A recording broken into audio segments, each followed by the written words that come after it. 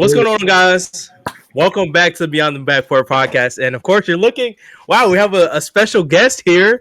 A lot of cool future things in the works. But first of all, I want to welcome my boy Jay. Shout out to Jay for More to the Story. We did a collaboration a couple weeks ago, maybe a week ago or so. And he is joining us for the Beyond the Backboard Podcast today, and hopefully a lot more in the future as well. So let's welcome Jay. You want to tell people, where you're from, just a little intro about yourself before we get started? Yeah, man. Shout out to Hawks Motion. I'm not a Hawks fan, gang. I'm sorry. I'm a Magic fan. I got on my Magic shirt. I'm also a Bulls fan. Got my Bulls banner in the back. Shout out to Earl, Omar for inviting me on today, man. I love Beyond the Backboard Pod. I love Quest for 18, man. You guys be doing your thing. But yeah, man. I just started up a pod probably about 7-8 months ago, back in August. I had just lost my job, so I had a lot of time on my hands. And I was like, why not give it a go? I was just graduating college with my associates. And I had just a lot of time on my hands, man. And I know the game, and I love talking about the game. So I just got in front of a mic, bought the equipment, and I just locked in, man. And I've been going up ever since, Got to find guys like you, Playoff Network in general. I love what I'm doing, man, and I see you guys on the same trajectory, man. So shout out to y'all. Yeah, appreciate it, man. Yes, sir. Yes, sir. Yeah, but kind of just resuming where we started off last week. Obviously, it's the playoffs, so a lot of our topics are a little bit easier in that aspect of things. But let's just do a couple of recaps. We had some teams get bounced out 4-0, so I guess we can start there. I'll let Max start us off because he's really our ball knowledge guy. So start us off, Max. Wait. Max, I love you, but I really did want to start off by asking Earl, how are you feeling right now? You guys are actually... No. Look, I'm not trying to egg you on here. This is me genuinely trying to ask you questions, trying to see how you feel about these series. Do you actually think the Lakers can actually stand the comeback? I know it's proven to be impossible in the past and stuff like that. And impossible. I think. Am I wrong, or LeBron did it one time? Am I wrong? Only done it once. Chat, is he a casual? No, Chat, is that a casual statement, Chat? Because people still say to this day that it's still like one of those things that nobody has ever done. And I'm just like, well, wait, didn't LeBron do that? Space, but LeBron. Let's lock in. But how do you feel about what's going on recently? You guys see the title. I'm not a troll. You guys can ask anybody. As far as Twitter, I don't troll. I just speak what I believe. I talk straight up facts. I'm not into the old propaganda. If I say something online, I mean it. I'm standing on business. Lakers, it's one game at a time. Have we won at home? Yes. Our only game we've won is at home. So that's step one. Tomorrow we go back to crypto.com. Don't get me wrong. I love Staples Center's name a lot more. It has more aura to it. We're going to win. Guys are fighting for desperation. I got LeBron James, Luka Doncic, and Austin Reeves is going to have the best game of his career. So I'm locked in. After that, we got to steal one game on the road. Surely in a playoff series, we can take one. And we can take that one on the road. I like my odds 10 out of 10 to close it out on Sunday and advance to the next round to probably play Golden State Warriors and have one of the best series we've seen of all time of Steph Curry and LeBron James, old school duo. Maybe one of their last when we get to that point as well. We don't know. So, yeah, I'm locked in, bro. It's not a troll. My confidence is not shaken at all. It's hard. Like, don't get me wrong. Like, people throw out the word impossible, unlikely. But I don't know, man. It's just I'm just thinking about it one game at a time. Like if Bron is talking about it's one game at a time, we're not worried. If Luka's talking about he's excited for the challenge, why am I stressed? I'm not playing. I'm a fan. If my team's confident, I got LeBron and Luka in the media talking, hyping us fans up. Why should I be? Why should my confidence be shaken? So that's how I'm feeling, man. Y'all know me. I'm a ride and die to the last game. I say it every time. The game is not over until the 0-0-0-0. The series is not over until you get 4 wins. And even then, sometimes it's not over. Yeah. According to bad reports by the referees, we don't talk about that. A couple times this past weekend. This weekend and this week in general have been the week of controversy after controversy after controversy. Yeah. It has genuinely been insane. And I have to say, I fucking love it. I love all of it. call me a sicko, but I cannot remember where I've sat down to the degree where I've literally, because honestly, I don't have a job right now, and I am in between jobs. I am working with my dad, like part-time and stuff like that. But whenever I do get the chance, is when I'm off, I'm literally sitting from like 6 to like 12 p.m. on that couch over there, watching what's going on that TV. So it's been amazing, to say the least. Yeah. I'll say, like, no gimmick, man. I don't believe in gimmicks, so I'll leave it at that. I truly do believe that the Lakers will come back. My thought process is, like, why be negative? Like, either way, a game of basketball is going to be played. We either go home and we're out for the series, or we advance and it's one more game at a time. And I like my odds of us playing a home game, and depending on that, like, people think too far ahead. Like, one game at a time, one game, college March Madness style. If anybody can do it, it's definitely LeBron and Luka Doncic. If anyone can do it, like, I know I have Lakers in 7. That was my prediction pre-series take, but like, I'm not writing that off, man. I saw LeBron do it with Kyrie. He's got Luka, man. And LeBron, I know it's not the same athletically, but LeBron is still giving the effort game by game. Luka just has to step it up a little bit, ramp it up. Austin Reeves has to take a little leap, but I think the Lakers can still win this series, bro. I'm not trolling. And I'm not even a Lakers fan, as you guys know, but I really believe in this team, man. They just have to get a hold on Anthony Edwards and just see where this goes from here. Yeah, man. Can I throw a little cold water on this? Go ahead. It's okay. Go ahead. As much as I respect the positivity, and I'll listen, be positive. Oh, no. I'm all for it. Listen, Lakers fans, y'all should believe in your team. I'm with that. I'd do the same if I was in your situation. But as a casual outsider, I cannot sit here and tell you that I love the Lakers' odds of pulling this off. I think the only reason that people are talking about this is because that you have LeBron and Luka, and they've had LeBron and Luka this whole series, and they're still down 3-1. Granted, one of those was a Luka sick game. I understand that, but even with that, the Wolves have been the better team this series. I think if this is any other series where we've seen one team consistently play better throughout a 4-game sample size, we're not talking about, is the 3-1 comeback possible? We're talking about the Wolves moving on to the next round. And with as good as the Lakers' top-end talent is, at some point, their depth is killing them.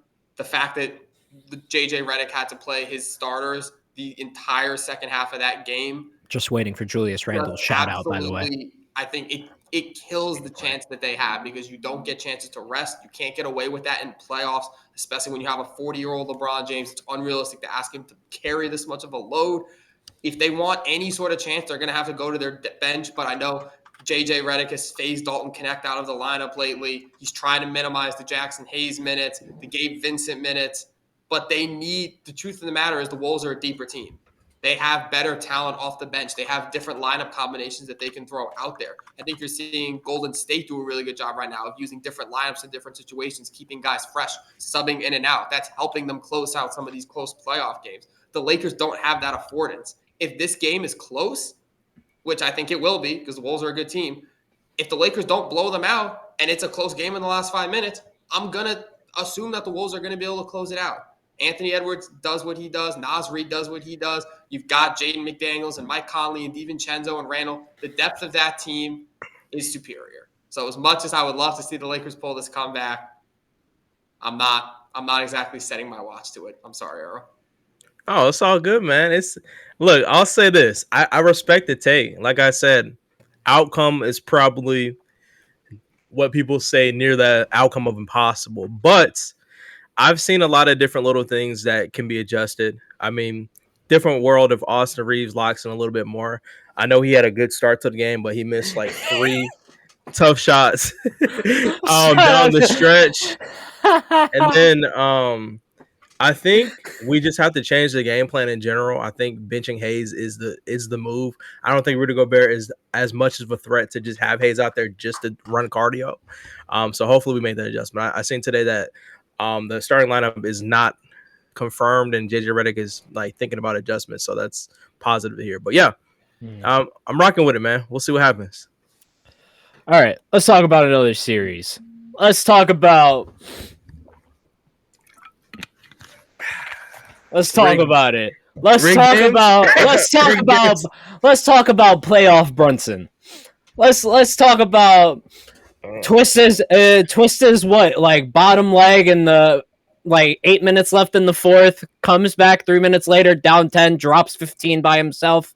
Cat drops a crazy mid court three to end the game pretty much. You know what? Fine. I'll say this on camera. Y'all ready? I'm ready for it. Y'all ready for it? There was a foul on that play. There was 2 fouls on that play. There was a foul on Josh Hart on that play, and there was a foul on Tim Hardaway Jr. on that play. You want to go back? You want to talk about over the back? Go look at how Tobias Harris got his elbow inside of Josh's side of his midsection, and then we talk about I don't know who's next to him. I think it was Paul Reed. Paul Reed on the other side with his other. They're trying to box him out, frankly, but they're doing something illegal. But I just want to point that out. And by the way, let's not forget that game was full of fouls. They were letting them play that game. They were letting them, that was a game of football. That was a game of football. I don't know what's going on. This series is extremely physical. Like, it's almost too physical to the point where the refs don't know when to call fouls. Yep. Like on that shot, the ref is looking at the play. He's looking directly at it, and he just didn't blow the whistle. And the whole 2-minute report thing, it should be abolished. I don't understand the point of it. What is the point of coming out with the 2-minute report if you're not going to send Tim Hardaway Jr. back out there to shoot 3 free throws in an empty gym? What is the point of announcing it, in my opinion? So transparency, isn't that what we all want? More transparency. Exactly. Yes. So, I'd rather you lie to me. That's not what we meant. Always asking more ref transparency. Well, no, that's not what we meant. We want to see these fines. The physicality in this series is definitely something that has to be talked about, because I think you let that call go just because of how the whole series has gone. They've been beating up Brunson. They've been beating up Cade. Ron Holland wants to fight everybody. I'm glad Isaiah Stewart's not playing in this series. Oh my God. Who knows how this will go. But yeah, man, I think it is controversial. It should have been called, but the fact that it wasn't, I don't think is the end of the world, man. I know that one call kind of did sway the whole series. It could be tied, but now they're down 3-1. Only 5% of teams ever have come back down from a 3-1 deficit. So that it is controversial. I understand. But it's been a very physical series, y'all. We have to chill. I'm talking about Pistons fans. You got to chill, man. You just got to chill a little bit. Listen, I'm not going to sit here and say the Pistons fans don't have a right to be upset about this. They do. They definitely do. They do. We would be upset as well. For the 2-minute report, I think he literally just said in a post-game presser, yeah, we missed that. He admitted it straight away. So I don't. When the ref doesn't even wait till a 2-minute report, that's how you know it was a bad call. But there's also probably a disagreement on that play as well. That's probably why it was done so quickly, and that's why people were still standing on the court as well, waiting for a foul to be called, because the refs had a meeting, and then the refs were like, "Well, we've kind of been letting them play, so it's gonna seem weird if we call a foul here," and then they kind of just let it go from there. Honestly, it's stupid. It's stupid. I agree with you. I'm all in for calling the right stuff, but I think my thought process on this is, obviously, I think Knicks, they deserve the ones they got. Obviously, every play can't come down to the end. And you can't blame it every single play on the end of the game. But this is the second time I feel like the referees have had some weird calls. We can even admit that inbound play call was weird. The game before, where the Pistons got called for something at the free throw line, whatever. Then they got shout out to their sideline. That wasn't even the refs. That was the sideline. Yeah, and then on top of that, the little could have been a backcourt call by Brunson as well. Didn't call it, and then this one. Yeah. I mean, it was a clear foul. We all seen it. Body contact to the side affects the shooter in motion, 100%. In rhythm, boom. Should have been a foul call, but I don't know. I feel like in those situations, you can't be scared not to blow your whistle. I get it's the playoffs, whatever, physicality is there. But when it comes down to the game, people want to see a great outcome. If it comes down to a free throw line and he actually got fouled, call the foul. I think, and it's just a slap in the face when we come back and we see 2-minute reports that do absolutely nothing for the game of basketball. It's just like, oh, sorry. Yeah, those were free throws. You could have tied. What was it? It would be the tie the game, right? No, it would have been a win. Oh, would have been a win. Yeah, that's worse. You needed one to tie, 2 to win. So essentially, that's worse. So yeah, nobody wants to see that. Like, I would rather just them not say anything at all in the media, and then like not even that the Lakers game just came down to that one play, but it was like a play where Luka Doncic. Not a foul, by the way. It was. He got pushed down. I watched that so many times, bro. I did too, Max. I gotta say that. And it's that like. Was a foul. That was only reason I say that is because they've called it before. They called that multiple times. You on can't both call sides it once and that not call it again. He was already kind of falling though. I think it was a foul. Did they call it foul on him falling, or did they call it on Braun getting the wrist when he brought the ball? I thought the foul was. Oh, you're talking about that one. I was talking about the Luka one. Sorry, I was talking about the Luka Nas Reed coming up the front court one. Oh no, I'm talking about the one. That's the one they called. Out of bounds, but instead gave Anthos free throws. No, I don't think that's the one that got reversed. It was the Luka and Nas Reed foul call that they said was a foul. Should have been a foul on Nas Reed. Yeah. Okay, the Brown one, it was like, I mean, they pulled out the super ultra HD 65,000K 255 millimeters from Crypto Arena all the way down the street to get that angle of that. I don't know, but in a world where the hand is a part of the ball. I don't know. I felt like LeBron still did get his wrist on that, so I think it was a foul. So I'm not arguing that one. Yeah, I think LeBron did foul him. We saw that view twice this weekend. I know we're going to talk about the Denver game, but we saw that view in the Denver game for the Bucks. Yeah, you're right. And in the Wolves, I've never seen that angle before. Yes, the drone camera. I'm like, bro, like I like it though, man. It was a foul. LeBron it kind of reminds me. It kind of reminds me of like the MLS soccer. Like they have like drones kind of in the middle. From time to time. It's not too often. But it's often enough to where I'll remember like there will be like drone footage of them literally in the middle of the field, and obviously there's not a camera in the middle of the field flying by itself. True. So it's like a drone right next to it, and they could see whether they can tell if it's offsides or not. And I actually saw that the NBA was talking about like implementing some type of technology to be able to show like a different angle like that from kind of like above. So maybe they're kind of just starting to start that technology. Probably not. I'm good on it, bro. All they're going to do is let's check our drone footage after the game. You know what? That was a foul call. Honestly, they're not going to check it again. And can I be honest? Any throw-up call, in my opinion, should be sent to Secaucus, New Jersey in the replay center and have somebody from there actually make the call. But that's the thing. Sometimes they do it in something that we have a whole cutscenes where they're showing, dudes in the monitor room, 75,000 monitors, every single angle, and they're breaking down. But when it's the game's on the line and we actually need it, not a foul that's like a dead play, we already know what it is. When the game's on the line and we actually need it, they don't use it. I don't understand. Mm-hmm. If you have this replay center live where they're watching every footage, why can't you guys make that decision in game? Make the call. If it takes like 2 minutes after the buzzer, take your time. Like this is playoff basketball. Every single second, every single game matters. So I gotta agree with that. Okay. Yeah, I gotta agree with counter that though. I'm gonna counter that with the second quarter of last night's Golden State versus Houston game, which was borderline unwatchable because it took 40 minutes with all the stoppages of play and the replays and the review and the challenges. If we go too far into this, we need to check every single angle 85 times. You get what was last night, which is it was a phenomenal game, but borderline unwatchable. There was no rhythm. But stopping every 5 minutes. I'll counter you, Max. That's why I said like they already do it. So do it when it matters. Wouldn't it not? No, but I'm saying Max. Okay, would you rather them do that in the second quarter? And we just keep reviewing this, or would you rather them do it for a game-winning type of play under 2 minutes? Would you not rather them review it then and take their time to make sure the game ends how it should be ended? I'd rather, obviously, if they're going to do it at the end of the game, but I think it just sets a precedent to where now this is what the whole game is going to turn into. If that's how we got to get the win now, bro, just run. They're already doing it anyways. And that whole, did y'all see? Okay, since we're talking about calls and stuff like that.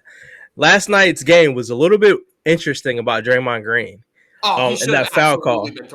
Did you see how they really played the system? Instead of giving him that second tech and he would have been kicked out, they gave him a flagrant so he could stay in the game. Literally. That's why it took so long to review it, because they were trying to find a way. How can we keep Draymond in this game without kicking him out and 100%. being like that's 1,000% what I thought happened. That was crazy. I'm just saying. Yeah. Not saying I want him kicked out, but it was a lot of He should have been. He should have been. People have been kicked out for less. And it's really annoying with like seeing that literally all these refs have different type of opinions on what they think is a technical or what they think is a flagrant. Like, have a set rule to what you think is a flagrant 1 and what you think is a flagrant 2, or what you think is a technical and what you think is a flagrant. Because there is no possible way where we can actually be like, there's too much complication between the technical foul and the flagrant to be. There's too much in between that. Well, we need to get rid of. It's supposed to be an outside the play foul. It's not a basketball thing. It's grabbing a jersey. It's kicking someone. It's trying to take them down by the leg. Oh, wait, those are all things Draymond Green did in that fight with Tari Eason. He did all 3 of those things. And nobody pointed out the fact that when he was trying to get up, he grabbed Tari Eason's leg and tried to take him down like it was a wrestling move.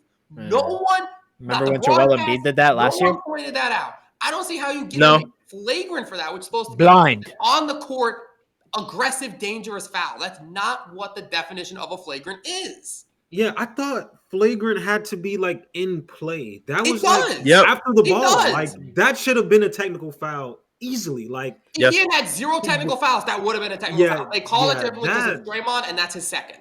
Yeah, they saved the Warriors on that one, man. That was very trying to like he literally brought his leg down on the back of his head. That alone right there, his ass should have been gone. But I would have had no problem with them just doing a double tech for Draymond and Eason. Like I think that's fair. I don't think Draymond has to be the only one to get a tech. And I do think that him being the only one to get a tech on the previous one, that one where it's like he came in, I think he shoved Dylan Brooks. Him being the only one to get a tech there was weird. I'll give you that. But on their own, they're both technical worthy plays. Mm-hmm. They absolutely ruled that differently because it's Draymond and it was his second. Yeah, absolutely. And I called it as I was watching. I'm like, to add on to that too, you're not going to eject him for this. To add on to that too, related but unrelated, announcers I don't want to ever hear in my ear during a game. Doris Burke, yes, and Reggie Miller. I'm sorry, Doris Burke and Reggie Miller are my top 2 hate lists. Reggie Miller is going to glaze Curry anytime Curry's playing. He's going to hate the Warriors. I meant the Lakers. Hates us. Oh, what are we doing? That's not a foul call. And then Reggie, I hear Reggie live on TV in my ear. I'm watching on living room TV. He's talking about, Draymond Green was naturally getting up in the motion. I'm watching Draymond Green grab his leg, kick it out, and do all this stuff. And Reggie Miller's in my ear saying, I don't see, this shouldn't be anything. He was just naturally trying to get up. It was just the momentum of his body, he said. And I'm just sitting there like, bro, come on. Like, I understand Curry. He's a 3-point shooter, 3-point record. You guys have this history together. I get it. Like, he's kind of like you're a mentor to him, whatever. But it's absolutely insane, bro, to be saying that live on TV when we watch Draymond Green playing WWE Simulator on 9 in, 9 out basis. Like, I just hate that. And Doris Burke, I'm sorry, bro. I can't, bro. I think we can all collectively say we don't like Doris Burke for. Look, it's not even that I don't like her. It's just, as a commentator on my Lakers games, I just can't do it. Any other games, cool. I get it. But she hates us. I'm sorry. Doris is a legend, man. I can't. I love Doris, though. Look, wait, hold on. I don't want to be a hater. She's really cool. I'm glad with everything she accomplished. I'm not trying to sit here and hate on Doris. But Doris during Lakers games are absolutely crazy at times, I'll say. So I'll give her some slack. Legend to the game. Jay, my bad. I didn't hear you. What'd you say, brother? No, I'm not a Doris Burke fan, but I can't say I dislike Doris Burke. I'm out on that. Yeah. One. I mess with Doris. She brings the nostalgia. I've listened to her since I was a kid. So, I can't roll out Doris. But she definitely is sus during some games. There's some times where I gotta just go on mute for a little bit. And Reggie Miller, Reggie blows me all the time. Like, yes. And then I don't know if you guys listened to Van Gundy the other day calling his brother's game. Oh, I hate that too. I hate him too, by the way. I don't like him either. He was glazing the shit out the Clippers in that game. I don't like him either. On the bench, bro. But damn, man, like Van Gundy, get him the hell out of here, bro. I hate his ass too. Well, We need more Kevin Harlan games, man. I love Kevin Harlan. Any prior coach like Thibodeau, when he was an announcer, get him out. We didn't like him. Yes, bring Mark Jackson back. Please bring Mark Jackson back, bro. I like the Mark Jackson one. Mark Jackson was good. I don't like Kevin Harlan whatsoever. Max. Wow. Kevin Harlan is a legend. Come on. You tripping, bro. It's bro. Too loud. He yells at everything. Too loud. It's a game, Max. But when you yell at everything in the first quarter, when you're yelling from start to finish, like as an announcer, you're supposed to ramp up and make the big moments bigger. And I understand that is the energy he's trying to bring. But when you're making a layup in the second quarter and you're breaking the sound barrier on my TV, I don't know if I need that. And I know I'm in the minority here. I know everyone. Oh yeah, you're definitely the minority here. It's like one to. He yells and he's loud and he gets right up next to the mic and he's doing his thing. It's not for me. Give me somewhere behind me is a door, bro. It's the playoffs, bro. Yeah, Max. Somewhere in front of you is a door. Walk out. Like Jalen Green made a layup. Great. I've never seen that. It's good. Or like Curry. Dude, but Curry made a pass with 8 minutes to go in the second quarter that set up a Moses Moody mid-range. Nah. I don't need to hear that. Max would have loved 80s basketball. Mike, I gotta agree with playoff Chris though. Mike Breen is also really up there. Max, how do you feel about Mike Breen? Mike Breen is the absolute gold standard. He is the greatest. They do the same. Oh my gosh! There's no way you're about to. There's no way you just said that. I'm just playing. Okay, look, just as loud, if not louder. No. He is loud. I agree. Mike Green. I moved to absolutely goated. But I'm talking about the same like formula. It's built up kind of the same. Like, yeah, you don't hype up every moment, which they both don't. But you ease it into like if it's a big play, it's a big swing play. If Curry goes out there and hits a 3 in the third quarter to start a run or something like that, yeah, he's gonna yell. They're gonna yell. They're gonna get into it because they want the fans to get into it. You cannot convince me that you've listened to a full game of Kevin Harlan commentate and Mike Breen and think that they have the same styles. Okay, now you're mixing things together. All I'm saying is they both have moments where they amplify moments in the game that maybe don't need to be amplified, but it's okay to me. No, Mike Breen I agree with that. Tactically. He uses it tactically. Kevin Harlan, every single second of every single game, he is up on the mic and he is loud. It devalues it. He doesn't amp. There is no level of. This is like his Julius Randle take. To the moment. For Kevin Harlan, every single play is the moment. And he's always trying to get that clip. And it annoys me. I don't need to be hearing that. I don't think Kevin Harlan's worried about clicks. I'm not going to lie. I think that's a little bit out of his... I think that's a little bit out of his era, if you ask me, personally. I see what you're saying, though, with how Mike Breen, like, kind of balances it out. Because he'll literally he'll vibe until the fourth, then you're getting the double bangs and the good, and like then he's lit. And it feels bigger. But I understand that take. That's a good take. But Kevin Harlan, though, it's the playoffs. It's late night. I'm in the East Coast, so it's like 11:30, 11. You know, I might be dozing off a little bit. I might get a little random Kevin Harlan shout. I'm wide awake again. I'm back in it. I be needing that. You know, it's needed sometimes. It's not what I'm trying to hear at 10:30 at night. At 10:30 at night, I'm trying to wind. I'm trying to ease. I'm just trying to sit back and relax this game. I'm not trying to hear. That's not what I'm trying to hear. Like, I get it, bro. You like Jamal Murray, but give me a break. Bro, Max, bro, you gotta chill, bro. All right, Max. Give me a warning next time you want to scream in my ear. Hey, that's what Kevin Harlan does. He will get a warning with him. Bro, he just blows up whatever he wants. He just explodes. If I'm watching, so you don't want hype. You don't want hype 10:30 games. So you like to watch your games like, oh, that's another score by Steph Curry. Yes. Oh man, Draymond Green, he just scored a layup. Oh man, yeah. Max, man, you would love golf, man. And then in the fourth quarter, when Curry hits put on some golf. Put on some tennis too. Will go wonders for you. You'll get one cheer at the end of the game and one cheer at the beginning of the game. That was funnier than the Draymond if he had, or Cat if he had Draymond's attitude moment. Oh my god. That's what I hear from Harlan. I just hear loud equals like not funny, but like loud equals important. Like people will listen to me and like me more if I'm loud, which clearly works. I get it. I honestly, honestly, I do get it. Jokes aside, I do get it though, because Kevin Harlan, he is a legend, and I guess some of us are kind of blinded by that nostalgia. But damn, I kind of remember being waken up by Kevin Harlan by "It's good" in the middle of the night. Like I've definitely been waking up by that. If we're in the final 2 minutes of a game, go. I'm okay with that. That's what I expect. That's what I want. That's what I like in Mike Breen, is that he turns it up, and there is a noticeable difference in those moments. It's like that classic line from The Incredibles. I never watched The Incredibles, but I still know the line. When everyone is super, nobody is. When every play is shout-worthy, none of the plays are shout-worthy. That's how I see it. Or it's just a good game. That's true. Like that Houston Golden State game felt like blow after blow after blow. Or it's just a bar for bar game. It really was. And in that case, let the game do the talking. Don't take over the moment from the game. If that is truly what's happening, sit back, commentate it, call. You know what, Max? I know what you should do. You should watch the game on TNT Overtime.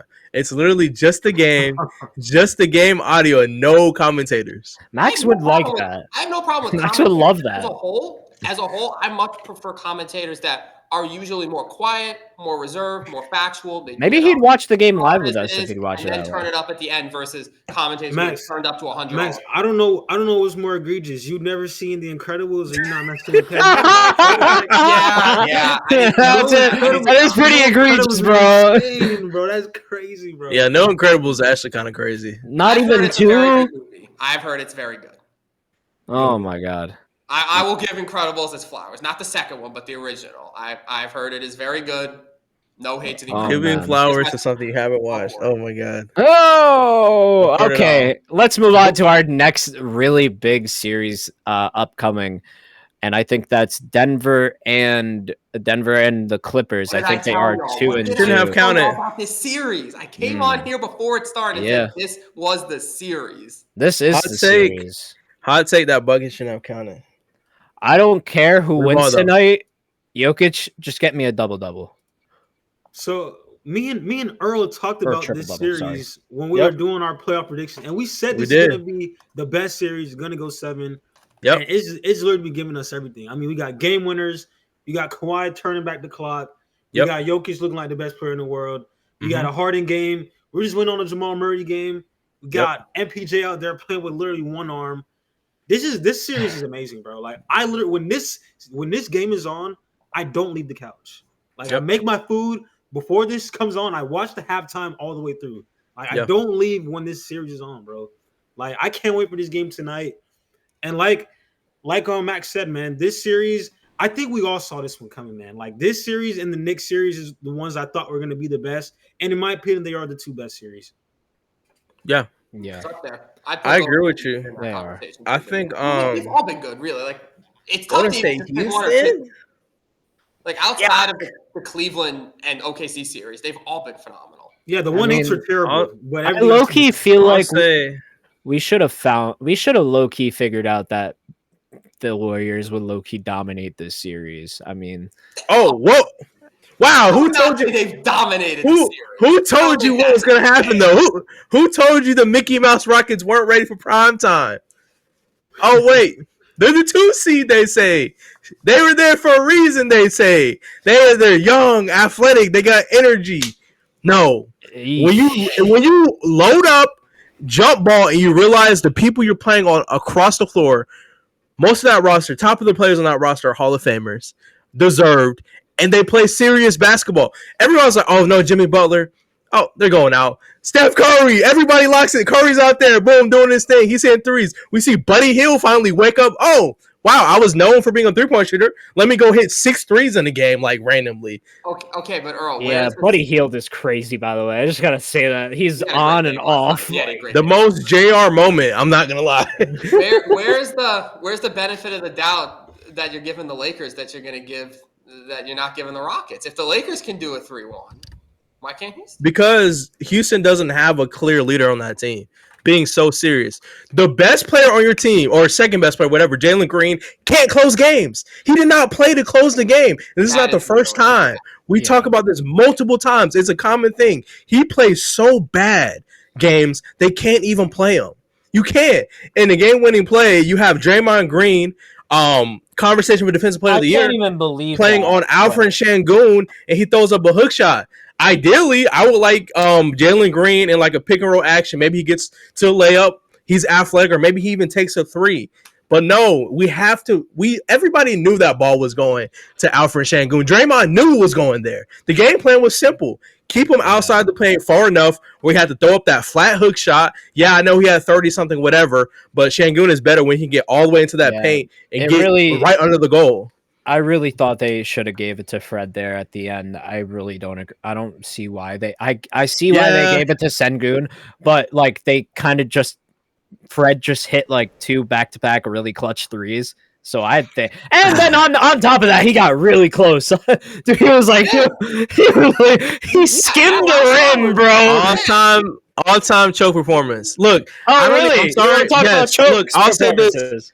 No, I'm so serious. I'll say this straight up. Fred VanVleet has disappointed me this series. Like, I know, credit to him, he had a great last game. What do you have, like 6 threes on the night? 8. Maybe a little bit more than that. 8 threes. Yeah, he went crazy. 8 threes, my bad. But dog, any one of those other games, if you hit 2 threes, you guys win the game. If you hit 3 threes, y'all were up by like 6. I watched Fred VanVleet put on an absolute garbage masterclass. Like, it's hard to do that against Fred VanVleet. It's not. No, it's because it disappoints me, man. You're the highest paid player. No. I'm saying he's the highest paid player on this team. He's supposed to be the leader of this team, and he just disappeared. Like him and Jalen Green. Like, it just makes me frustrated because Şengün is having these great games, but eventually Şengün is going to get figured out. If it's versus Şengün and Draymond Green, we see how that went. Like, I'm mad because this series should be better. Like, Fred VanVleet had like 3 stinkers this series, which sucks. Like, I'm mad. I'm not mad, like hating on him. I'm disappointed, man. You get paid $40-something million. $40-something million. I can't give you all that slack, respectfully. You can't score 10 points. He still had a very good game. He still had a very good game yesterday. I would argue that they expect that Şengün is expected to be the leader of the team. He's the all-star. I understand the money-wise, but if that's the case, Dylan Brooks is the second leader on this team. I think but if we're talking about vets on this team, who has the most experience in the playoffs, who has a championship, Fred VanVleet should be that guy. Not only vocal, I was gonna say Fred but offensively. Like, there's no excuse for Fred. I can't give him any excuses. I don't think Fred ever had the responsibility of being the best player, but I do think he had the responsibility of being the leader. Yeah, like, dog. I guess. Jalen Green in this series, man. I just don't understand how you can go 38 and then just go 2 straight single-digit games. That shit's embarrassing, bro. I don't understand what he has to find with them, bro. Like, he just does not have it, man. Like, there's been multiple games this season where they're playing Amen Thompson, who's one of the worst shooters in the whole NBA, over him. Like, that should just never happen, bro.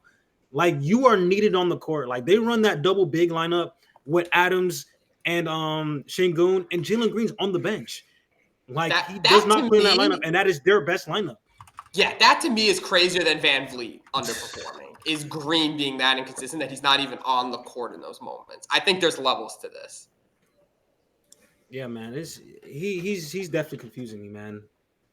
Yeah, I feel like the combination of Fred, and I said this before the series started, and y'all can count me in on this. I said I can't trust a team where your guard play is Jalen Green and Fred VanVleet. I just can't do it. They're both inconsistent. Like, you're either gonna get a Jalen Green game or a Fred VanVleet game, or God forbid you get the worst version of both of them in 2 of these games that we've had out the series. And it takes like Jalen Green. Yeah, I agree. He disappoints me the most in this situation. Goes from 32, unstoppable play after unstoppable play, 3 after 3, has a crazy dunk, a lot of energy, and then you go out next game and have 8? Or 12? I forget what he had the game before that. Like, it's just unserious, bro. I'm sorry. It's just everything that they're doing over at the Rockets, and that's why I said, just throwing this in there, they should absolutely go get Kevin Durant. They need an offensive scorer, somebody who can close games and who can score at will. If you can figure out a way to put Kevin Durant out there, I don't care who you have to give up on that team. I know nobody wants Fred VanVleet. That contract is horrible, awful. Sorry, but if you can figure out a way to get Kevin Durant out on that team with Alfred Şengün out there, That kind of moves me a little bit, and some way keep Amin Thompson as well. That's a good recipe for Kevin Durant to be surrounded by defenders, and just focusing on offense. Like we know KD, he's not known as a defender, but he can play defense. So they got to figure something out because they need an offensive A or B maybe. Şengün, he's there, but he's not really a 3-point shooter. Like he's not anywhere near Jokic level. I know people said, "Oh, it's the evolution tree of the Pokemon evolutions." Well, he's got like 5 or 6 more evolutions till he gets to that point because he has to get a consistent 3-point shot. Two more evolutions. 2 more evolutions. Yeah, defense too. 3. Sabonis is way farther than him. Yeah, but like but you can arguably say Alperen Şengün to Domantas Sabonis is 1 evolution, and then you could say fine, 3. I'll give it 3 because from Nikola. He's not a triple double guy though. Like Alperen Şengün will randomly get a triple double, but he's not going to go out his way to get assists. Sabonis and Jokic go out their way get assists consistently. I want a PG. Yeah, hey, bro, I'm praying for you. I'm praying for y'all to get a PG, bro. It's bad money. It's in Houston. I'm sorry, Houston Rockets fans. Shout out to you. I'm sorry that Fred VanVleet, you're paying him $50 million. What Scottie Pippen Jr. can do for you for a vet minimum or a 2-way contract, respectfully. Okay, but what's the next series we got on the board here? What's the next series we didn't talk about? I feel like I'm just frying teams. I don't. I mean, listen, I said Rockets in 7, so I guess I still have a chance at that. I did say Warriors in 7, so maybe I did also say if the Rockets wanted to win, they had to do it in 5, and maybe I know ball a little bit. Oh, and also, by the way, I was way wrong about the Warriors only being held up by Jimmy Butler. Remember when I said that last time? I rested my case. I said that too. I'm not gonna lie, they got me. Everybody was like, "That's facts." Everybody in the chat, "That's facts. That's facts. That's facts." Yep. I was like, "Damn, we were all wrong." They got me, bro. Warriors are legit. They're scary. Unfamiliar with your game, Steph Curry, because of. But shoot, what do we got next? What do we got next? Cleveland shout out. Cleveland shout out. True professionals. We're talking about Miami. Yeah, let's do it. Shout out to Miami OG in the chat. We got to talk about it, man. The other Florida team. Man, that Miami series is shocked to hear the comments in the post game from the Heat, from Eric Spoelstra, who is the leader of Heat culture, calling his team delusional for thinking they could win the series. That was crazy to me. And then follow that up with Bam Adebayo coming out with however many microphones are in front of him and saying, I know there's going to be big changes this summer because I know how the man with silver hair works. That's crazy. Things for any team to say, but especially Heat culture. This is Heat culture. What happened? I thought Heat culture was being delusional. I thought Heat culture was buying in. This is not a very Heat culture thing to do. Gimmick. That was more surprising than them losing by 55, to be honest. Who would have thought the Cavs without LeBron James would have broke the Miami Heat? Like this is insane, bro. Like this team is over with, man. Pat Riley's cooked. Yep. Eric Spoelstra probably should just go to another team. He's an amazing coach, one of the best coaches in the league. Yeah. This team this future is not looking bright for them, man. Bam had a very down series. I mean, I know he had to go against the double big twin towers in that paint, but Bam just didn't have a good season, man. All around, Tyler Hero was really the only bright spot for this team. I mean, Jimmy forced his way out. I just don't understand what the Heat are doing. I don't understand the direction right now. Not looking good. Yeah. I was about to say I can continue the hate streak here. I might as well keep going lead into my villain arc. They need a Miami Heat fire sale. They absolutely should not have been in. I'm sorry, Miami OG. I mean no harm by this, but I have to be real. The Miami Heat should have never won that game versus the Hawks, bro. Ooh. I'm sorry. I truly believe. The Hawks. Shout out to Daniel in the chat. I 100% guarantee you Hawks would have won a game. I'm sorry, bro. They would have at least won one game. Like they lost by 60. 60. To be fair to Miami, 60. To be fair to Miami, they would have won game 2 if Jovic didn't shoot 1 for 8 from 3. Bro, no Garland 2 games, Max. max. No Garland for 2 games. And they played better. 60 with no Garland. They only played 2 quarters of basketball. If that. Donovan Mitchell, let me go out here and score 15 in the first, and I'm done for the night. Andrew Wiggins out there instead of Jovic, they're going back to Miami 1-1, and I think that's a different series. Their chance was game 2. I don't know, bro. It's just... Let's just not act like they got blown out all 4 games. Game 2, they absolutely could have won. And game 1 was kind of close. Man, the last 2 was enough ass to make the whole series look bad. Like, I felt like I was watching I was watching somebody get jumped, and there's nothing I could do but turn off my TV. I can't jump in and help you. They're getting beat up on the court. I see Tyler Hero just. No. The worst thing I've ever seen in my life. Duncan Robinson should not be on NBA team next year. I seen Duncan Robinson in 3rd, 4th quarter minutes chucking shots and hitting the side of the backboard. Wide open, side of the backboard, top of the rim, air ball. There's nobody guarding you. You got 4 stringers out there putting a hand up contesting you, and you can't hit rim? You absolutely should not be playing basketball.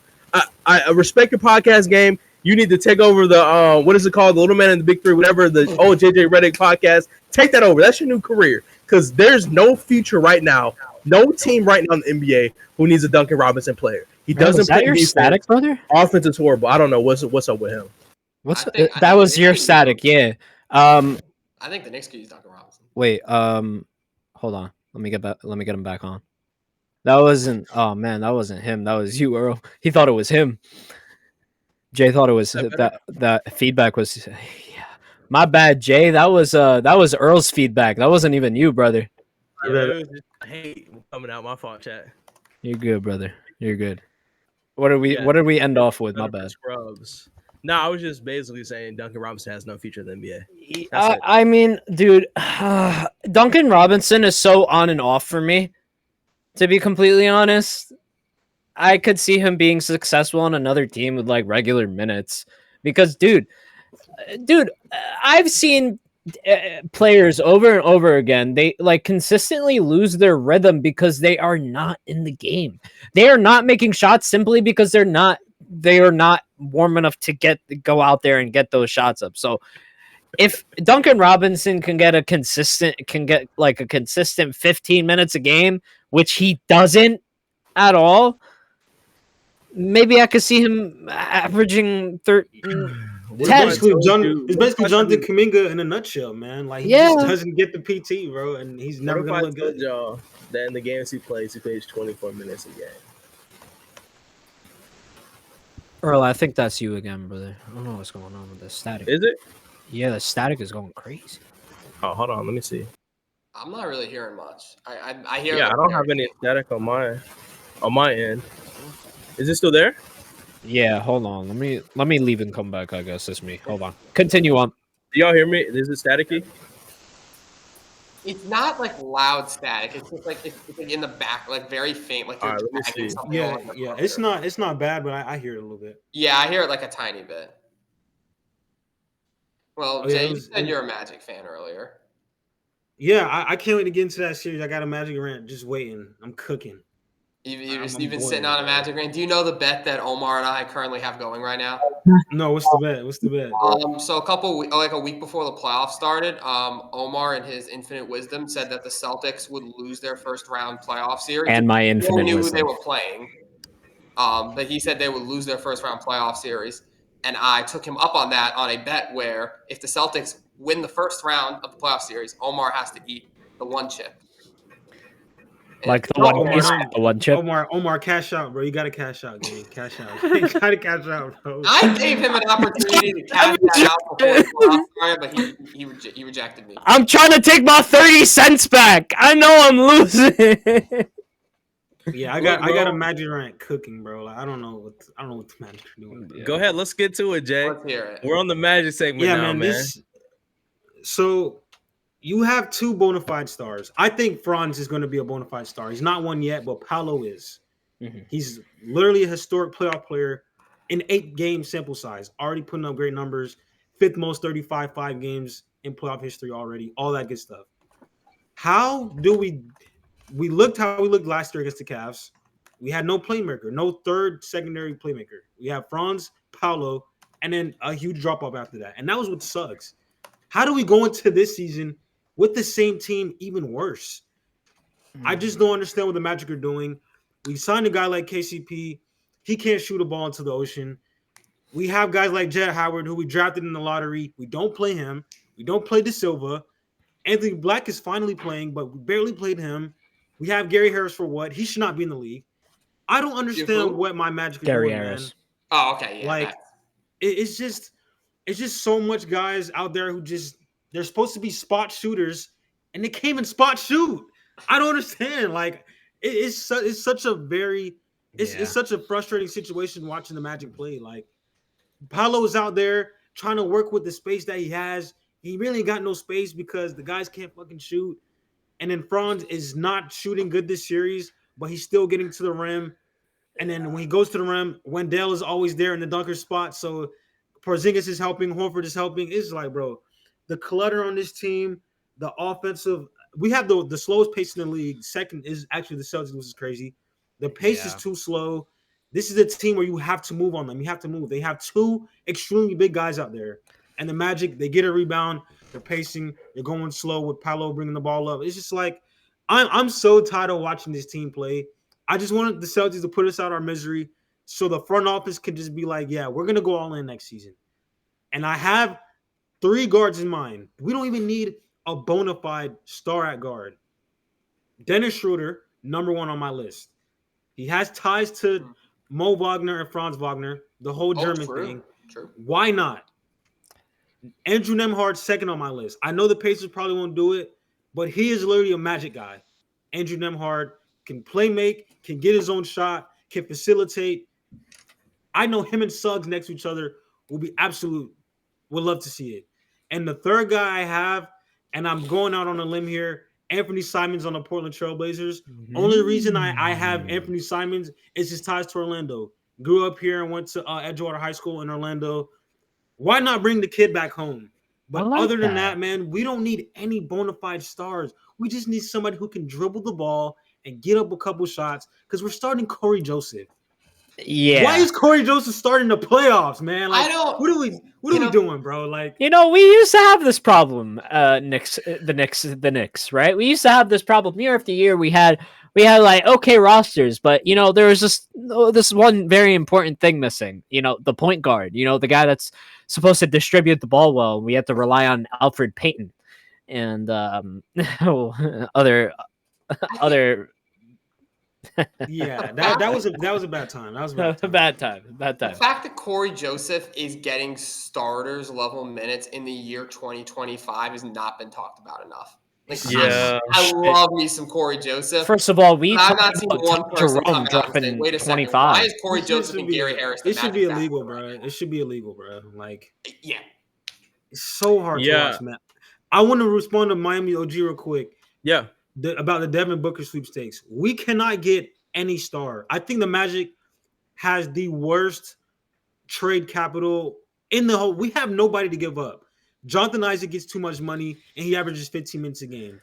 KCP is getting paid all that money. He can't hit 2 threes a game. And then Jalen Suggs is untradeable. Paolo is untradeable. Franz is untradeable. I don't know who we can trade to get Devin Booker or Trae Young. Like, we have to be realistic as Magic fans. We can't get any of those guys. We just can't. Like, you don't think Suggs as a centerpiece for a package could work for some of these guys? So you have to really live in Orlando to know Jalen Suggs is kind of the heart and soul of this team. He's untradeable, in my opinion. You just can't trade Suggs. Say that about Marcus Smart. That's a great point. I can't argue that.